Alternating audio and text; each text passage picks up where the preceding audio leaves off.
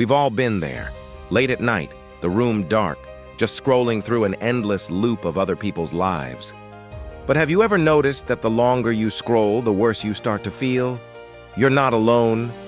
It's an incredibly common experience. It starts innocently. A friend's post, a funny clip, a sunset. It feels like a harmless escape.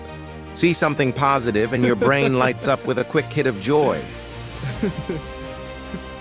But that first little spark fades fast. Without noticing, your brain starts asking for the next hit, and the next. It becomes a craving. The biggest trap is comparison. Social media is a highlight reel, and your brain stacks it against your day.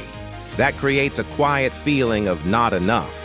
Your ordinary life suddenly feels like it's lacking, just because it doesn't match a curated screen. This is how doom scrolling starts. You're not really enjoying it anymore, you're just consuming. Eyes moving fast, brain quietly zoning out. Your feed is a chaotic mix, a wedding 1 second, a tragedy the next. Your brain tries to process all of it at high speed all at once. Eventually, the feed stops, but the satisfaction never actually shows up. You put the phone down feeling empty, then picks up his phone and feels exhausted. So, why does this happen? Here's the science. When you scroll, your brain releases a chemical called dopamine, the chemical behind desire and reward. Every time you refresh, you get a tiny burst of dopamine. It's like a slot machine. You never know what the next post will bring. Your brain loves this uncertainty. The scroll itself becomes the reward. It's quietly training you to keep checking. But this isn't a sustainable high. It's manufactured. The more you scroll, the more dopamine it takes to feel that same spark. All that frantic activity is exhausting, and when a notification interrupts it, it often triggers a small burst of anxiety. When the scrolling stops and the dopamine fades, your mood crashes with it, leaving you feeling worse than before you even started. You might even reach for it again immediately, not because you want to, but because your brain is craving that chemical kick one more time. That's how the anxiety cycle forms.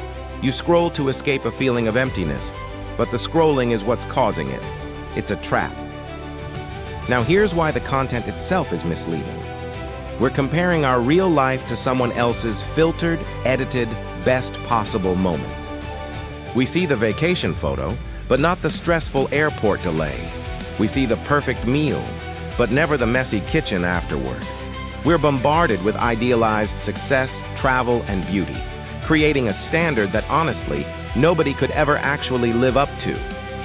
When you internalize those images, you start turning the comparison inward, quietly asking, why isn't my life like that? It's worth remembering, what you're seeing is curated, not authentic. It's a tiny, hand-picked fraction of someone's actual life. Behind almost every perfect photo is a person just like you, with their own struggles and messy moments. They simply chose not to post those. Recognizing that illusion is the first real step toward peace of mind. It's not real life, it's a performance. Beyond comparison, there's the emotional weight of the news cycle. Alarming headlines simply get more attention, so that's what gets pushed to you. Constant exposure to global crises and sad stories chips away at you, building feelings of helplessness and quiet sadness. Doom scrolling through negativity rarely leads to action. It just leads to stress. It's simply too much for your emotional system to carry. That can leave you feeling emotionally bankrupt. When empathy gets overloaded, you go numb and exhausted. Then there's FOMO, the fear of missing out. Seeing a group you weren't invited to, even briefly, genuinely stings. Even if you didn't want to go, seeing it still triggers exclusion, making you feel unexpectedly lonely and disconnected. But here's the good part. Once you can actually see this cycle happening, you can start to break it. Let's talk about how.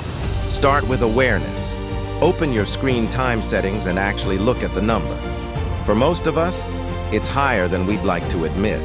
Set a real limit and actually respect it. When the timer goes off, put the phone away. Every single time, not just when it's convenient. Then replace the scroll with something real. A walk outside, a face-to-face conversation. anything that actually fills you up instead of draining you. Give your mind room to just be for a while. You don't need a notification to prove that your life matters. I hope we can all learn to recognize the impact social media has on our minds and choose something better. If this helped you, hit subscribe and let's keep growing together.